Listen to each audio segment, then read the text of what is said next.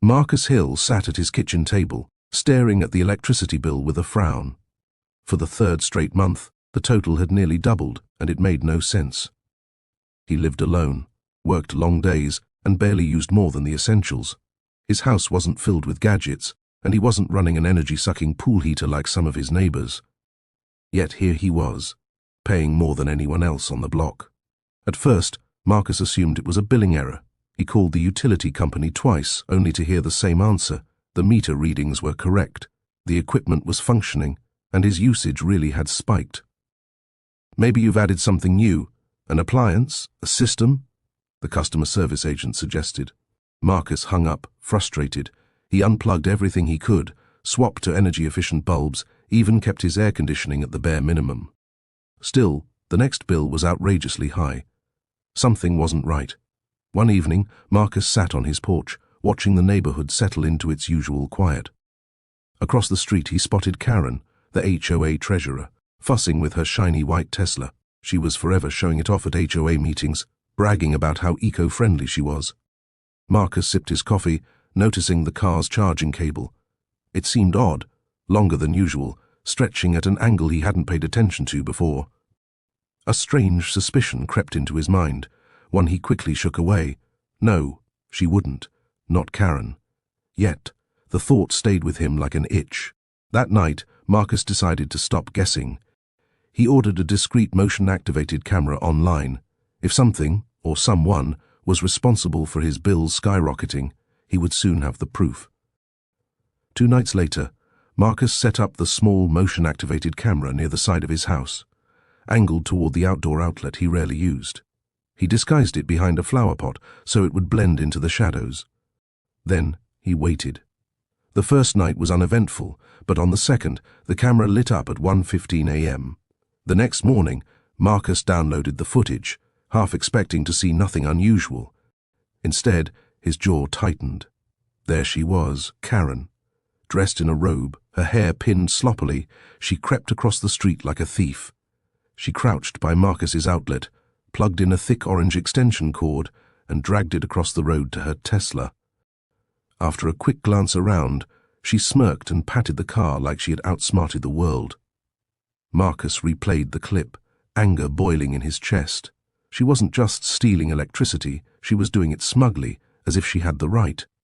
Suddenly, the high bills made sense. While he struggled to cut costs, Karen had been secretly juicing her luxury car off his wallet. The insult stung deeper because it was Karen.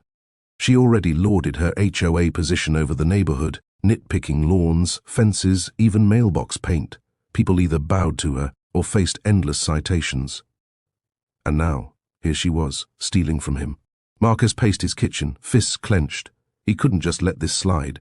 But confronting Karen wasn't simple. She was cunning, manipulative, and had power through the HOA board. If he accused her without undeniable evidence, she'd bury him in fines and turn the neighbors against him. Still, Marcus knew one thing. He wasn't about to keep paying for her Tesla's midnight snacks. This time, Karen had crossed a line. Marcus couldn't stop thinking about the footage. Every time he replayed it, the anger inside him grew stronger. Karen, the same woman who fined him last year for leaving his trash bin out for 3 extra minutes, was the one robbing him blind. The next evening, Marcus transferred the footage onto a USB drive and kept it in his pocket. He rehearsed what he would say, pacing his living room like a lawyer preparing for trial. Karen had a reputation for twisting stories and turning herself into the victim. If he was going to confront her, he needed to be calm, precise, and unshakable. Just after sunset, Marcus saw Karen outside watering her flowers. He walked across the street, his heart steady but his fists clenched at his sides. "Evening, Karen," he said evenly. She looked up, plastering on her usual fake smile. "Marcus, don't tell me this is about your hedges again. You know the HOA rules." "This isn't about hedges," Marcus cut in, his tone sharp. He pulled out his phone and tapped play. The screen showed her, caught in night vision clarity, plugging into his outlet and dragging the cord to her Tesla. Karen's face froze, her watering can dripping onto the driveway. For a second, she looked like a child caught with her hand in the cookie jar, but then, almost instantly, her lips curled into a smirk. "You've been spying on me?" she scoffed, crossing her arms. "Do you realize how creepy that looks?" Marcus's jaw tightened. Spying. Karen, you're stealing my electricity. That's theft. Her eyes narrowed. Careful, Marcus. I'm the HOA treasurer.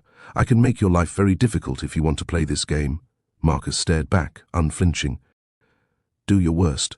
The very next morning, Marcus found an envelope stuffed in his mailbox with the HOA's official letterhead.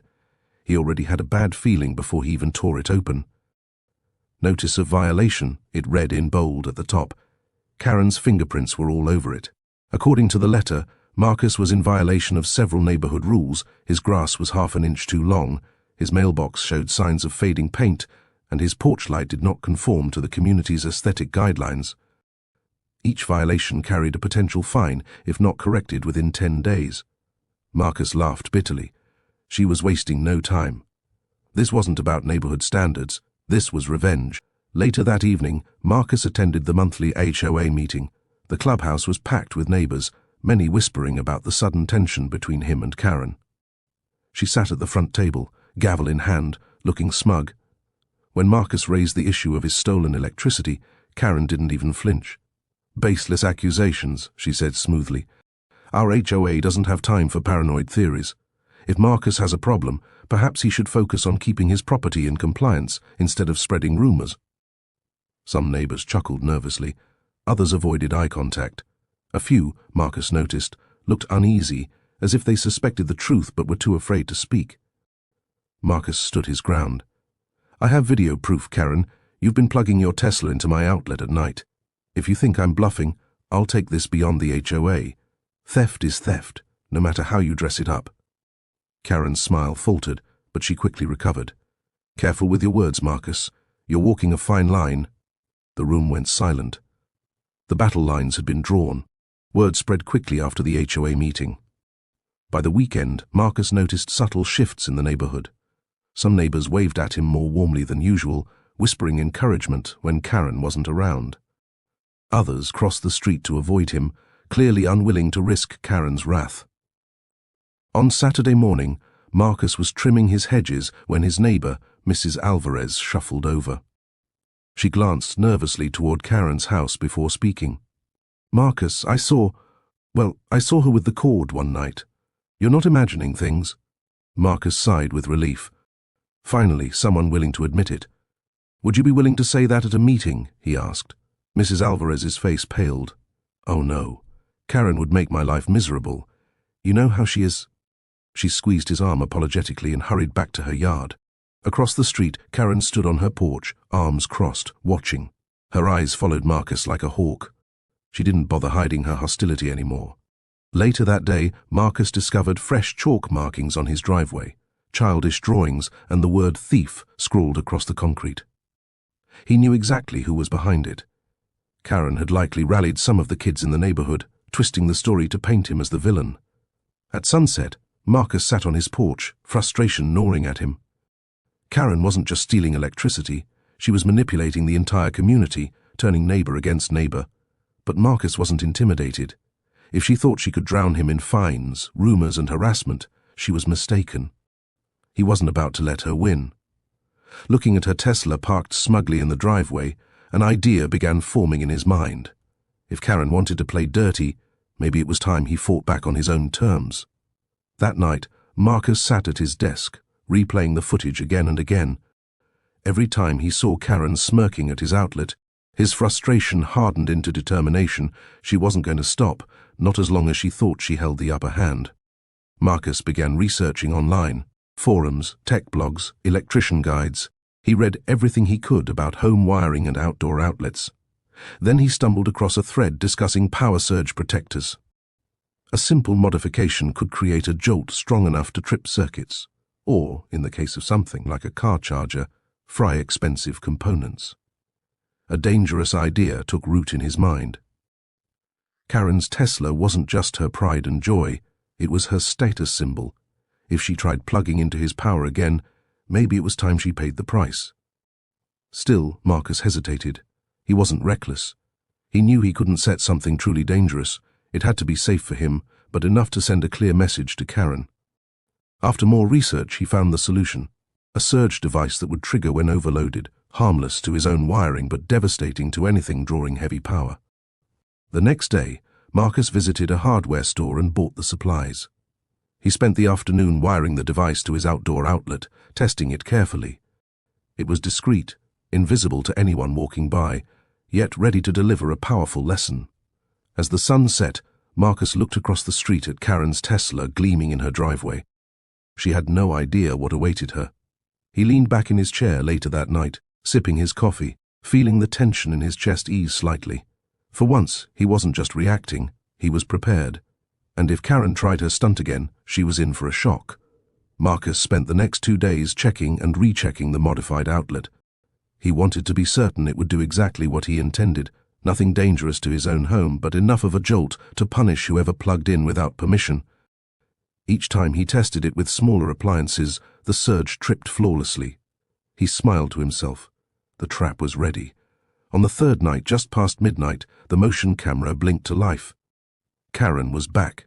Dressed in her robe and slippers, she crept across the street, her ever-present orange extension cord dragging behind her. She crouched at Marcus's outlet, oblivious to the camera watching her every move. Click. She plugged it in. From his darkened living room, Marcus watched the live feed on his laptop, heart pounding in anticipation. Across the street, the Tesla's charging port lit up as usual, but within seconds the faint hum turned into a pop. The lights on the charger flickered wildly before dying completely. Karen froze. She tapped the charger, muttering angrily, then yanked the cord out. Sparks crackled faintly as she stumbled back, nearly tripping over her slippers. Her face twisted in rage, and she kicked at the cord before storming back across the street, dragging the dead line behind her. Marcus leaned back, exhaling. It had worked perfectly. His wiring was safe, his camera had captured everything, and Karen's smug Tesla was now nothing more than a very expensive lawn ornament. For the first time in weeks, Marcus felt the upper hand shift. Karen wasn't untouchable anymore. Still, he knew her type. This wasn't over. If anything, Karen would come back louder, angrier, and even more determined to make his life miserable. And Marcus was ready for it the following morning. Marcus sipped his coffee by the window, waiting for the show. Sure enough, a high-pitched scream shattered the peaceful suburb. Across the street, Karen stood by her Tesla, slamming the door shut in frustration. The car refused to charge, its screen flashing an error message she clearly didn't understand. Soon, her voice carried across the neighborhood. "This is sabotage. Someone's tampered with my property," she yelled, stomping around her driveway like a storm in heels. A few curious neighbors peeked from their windows, while others stepped outside pretending to water plants just to watch the drama unfold. Marcus smirked quietly. He knew she wouldn't admit the truth, that she had been stealing power. Instead, she was already spinning a new story to cover her tracks. Later that day, an emergency HOA notice appeared in everyone's inbox. Community alert. Vandalism suspected. Karen, in her role as treasurer, declared that someone in the neighborhood was targeting her, endangering her property, and by extension, the safety of the entire community. At the evening HOA gathering, Karen wasted no time.